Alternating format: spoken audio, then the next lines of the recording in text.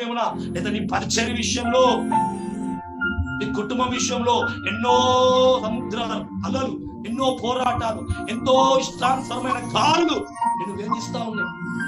చాలా మంది వచ్చి నువ్వు అభివృద్ధి వెళ్తా ఉంటే, ఆశీర్వించబడుతుంటే నానా రకమైన మాటలు అంటా ఉంటారు. పట్టించుకోవద్దు. నానా రకమైన నిందలు వేస్తా ఉంటారు.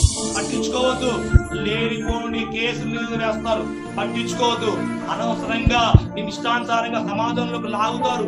పట్టించుకోవద్దు. ఎందుకంటే ఇవన్నీ సముద్రం లాగా, అలలాగా కొట్టుకొస్తా ఉంటాయి, గాలిలా కొట్టుకొస్తా ఉంటది.